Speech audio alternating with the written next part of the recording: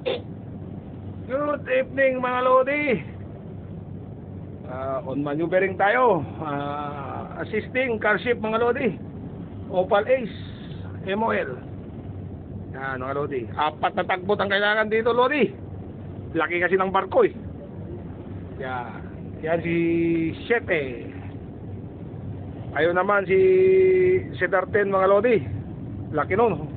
Horsepower nun 4,500. Ngayon, ako number 3 ako eh. Number 2 si 7. Ang number 4 namin kasamahan, ayun sa likod. So nakikita nyo. Si Cedar 11.